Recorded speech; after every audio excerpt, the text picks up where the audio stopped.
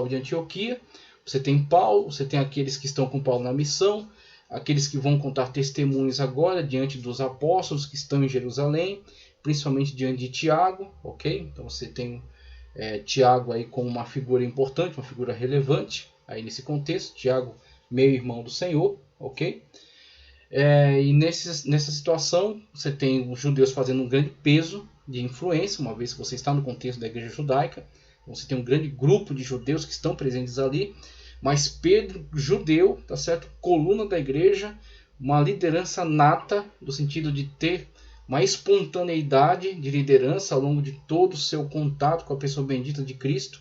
Então todos que estavam ali sabiam quem era Pedro, sabiam da iniciativa que Pedro tinha, tá certo? Daquilo que Cristo, o relacionamento que Cristo teve com Pedro, como Cristo de fato trouxe Pedro para perto, né? Então aqueles três que estavam sempre ligados a Cristo, Pedro, Tiago e João, nós temos aí esses três que são muito relevantes para a igreja de início, na época, e que de fato tem muito peso, tá certo? De influência. Aí Pedro dá a sua declaração, trazendo aquele testemunho, tá certo? O que vai contrabalancear a pressão política que era exercida pelos judeus.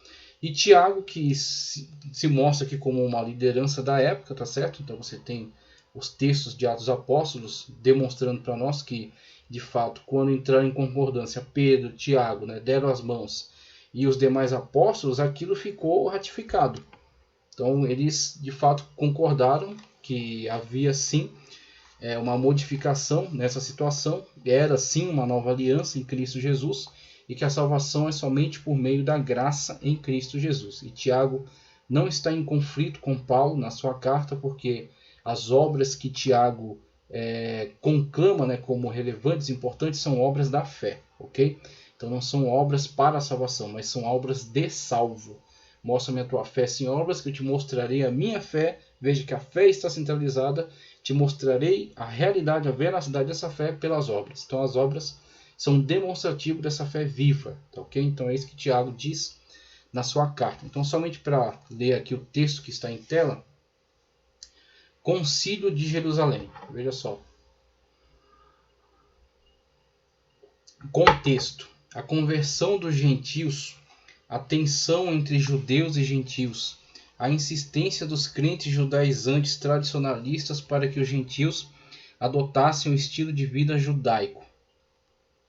O combate violento de Paulo contra o evangelho judaizante. A necessidade de uma resolução que legislasse sobre o tema, a questão levantada. Para que os gentios fossem salvos, era necessário se tornarem judeus, ou seja, adotarem todos os hábitos, né, todos os costumes judaicos. Não é uma questão de Torá, não é uma questão de Tanakh, não é uma questão de Antigo Testamento. É uma questão de costumes judaicos, ok? Então aquilo que falamos já sobre Paulo, sobre a visão de missão transcultural, onde você leva Cristo e não a sua cultura. Então, Cristo é o único por meio do qual nós somos salvos.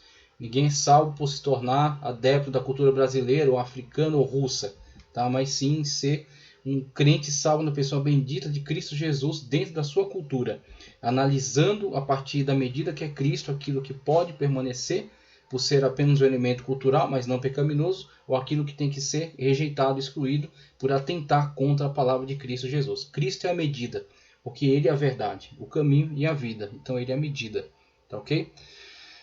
Atualmente é necessário alguma outra coisa fora de confessar, ou seja, aqui na questão, né? É necessário se tornarem judeus? Atualmente é necessário alguma outra coisa fora de confessar a Cristo para ser salvo? O debate. De um lado, os fariseus cristãos apoiavam a visão dos judaizantes. Do outro, Paulo e Barnabé enfatizavam que Cornélio e sua família foram aceitos por Deus como gentios. Conclusão. Em harmonia com as Escrituras, a contribuição do apóstolo Tiago foi preponderante para a resolução apostólica em conjunto com a Igreja. 1. Não se deveria pedir aos gentios que adotassem a cultura, entre aspas aqui, né, a cultura judaica, pois isto perturbaria 15 e 19 de Atos dos Apóstolos, sua liberdade em Cristo. 2. As recomendações estabelecidas foram não comer carne sacrificada a ídolos, não ingerir sangue e não comer carne sufocada. não praticar relação sexual ilícita. Essas resoluções deixam patentes a verdadeira liberdade que há em Cristo Jesus e o verdadeiro princípio de respeito à vida que Deus exige de nós. Então procure aí guarda de sábado, não está instituído, tá ok? Procure aí abstenção de algum tipo de alimento. Você tem, não se envolver, né, com consumo de carne sufocada, ou seja, carne dedicada a ídolos, tá ok? E Paulo tratando mais à frente acerca dessa questão, inclusive uma polêmica que surge posteriormente dentro da igreja gentílica, você tem o problema dos mercados que têm seus padroeiros e cujos proprietários dos açougues são adeptos desses padroeiros, tá certo? Estão dentro dessas associações, agremiações lá de comerciantes, e dedicam então, né, sua produção ou sua venda, né, seu comércio, né, em honra a esses deuses. Aí Paulo, em relação a isso, vem do contexto, vem da situação e diz: come de tudo que há no mercado sem perguntar nada acerca disso. Ou seja, uma questão de consciência. Você está ali consumindo aquele alimento que é oriundo da criação divina, porque o ídolo nada é. Então Paulo diz: olha, você não está indo para um cerimonial se dobrar, adorar esses ídolos. Você está consumindo um alimento, tá certo? Que é oriundo de um animal que foi criado por Deus. E o ídolo a quem eles dedicam, na verdade, não existe, nada é uma nulidade, é uma mentira. Então Paulo certamente respeita essa resolução, mas ele também não vai colocar ela de uma forma, vamos dizer assim, legalisticamente, tá certo? Ou de uma literalidade excessiva, tá ok? Ele vai trabalhar também futuramente essa questão, certamente respeitando essa deliberação, mas ficando muito claro aí que foi muito importante, foi fundamental esse concílio, foi uma situação de muito risco para a continuidade da igreja, mas foi resolvido através da intervenção divina. Cristo Jesus, que teve um encontro pessoal com Pedro, que era uma coluna da igreja, que conduziu toda essa situação, que levantou Paulo, tá certo, para uma obra extraordinariamente especial, tá certo, que fez Paulo ter contato com essa estratégia divina, né? Contato com essa mentalidade de Cristo Jesus, de salvação através do seu nome, salvação através da fé, tá certo? Através da graça unicamente. Então Paulo, compreendendo essa verdade, essa realidade, verdade essa que lutou de forma muito árdua por esclarecer, como ele deixa muito claro em Romanos, que muitos o atacam, muitos levantam falsos sobre ele, né? Muitos deturpam a sua pregação, deturpam a sua explicação, mas ele firmemente segue trazendo esclarecimentos acerca dessa verdade, que é a verdade da salvação por meio da graça em Cristo Jesus, unicamente pela fé. Tá ok? Então, Carta aos Romanos é extraordinária para vermos essa batalha teológica de Paulo para, de fato, trazer uma compreensão da salvação unicamente pela fé. E o Concílio de Jerusalém foi decisivo para que isso de fato fosse ratificado e a igreja seguisse então nessa mentalidade. Tá ok? Então é isso que tínhamos para falar acerca de Concílio de Jerusalém. Só um último ponto aqui, ele coloca, né, figuras atuantes no concílio, tinham os apóstolos, conselho dos anciãos ou presbíteros e os irmãos ou membros comuns da igreja. Tá ok? Então temos aí essas classes, né, que atuaram de forma muito intensa aí no Concílio de Jerusalém. Então passamos adiante para tratar, conforme já havia sido prometido, acerca da perseguição imperial. Então adentramos aí ao período da perseguição, não apenas dentro do contexto judaico, ok? Como já estamos vendo aí alguns que já estão sendo perseguidos, a igreja já começa a ser confrontada pelo judaísmo. Nós temos o Sinédrio, ok? Que é o Supremo Judiciário, tá certo, dos judeus, com seus 72 anciãos integrantes ali, daquele importante grupo, né? Você tem aí os apóstolos sendo levados a interrogatório, sendo coagidos a não pregar acerca de Cristo. Você tem Estevão, o primeiro mártir da igreja, tá certo? Que enfrentará essa coerção do Sinédrio, vai pregar de forma ousada e será então martirizado, né? Será morto, apedrejado.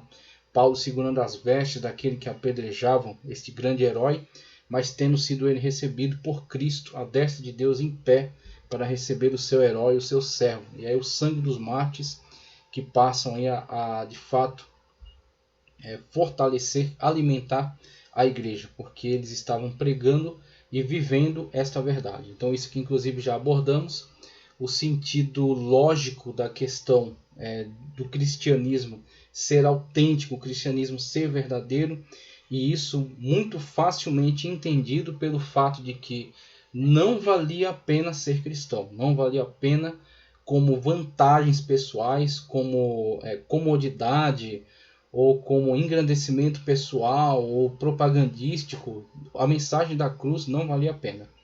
Então ela só foi pregada com a ênfase, com a veemência, tá certo? Com o risco que oferecia àqueles que pregavam e permaneceram pregando acerca delas, unicamente porque ela era a verdade.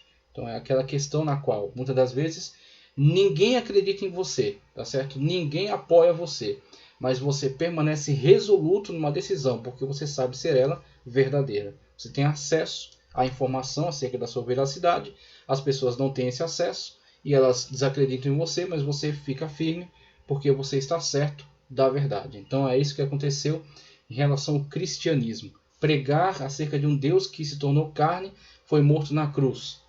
Pregar acerca de um Deus que, tendo sido morto na cruz, colocado no sepulcro, ressuscitou. Tá certo? Num Deus que não tem margem de escultura, que é espírito.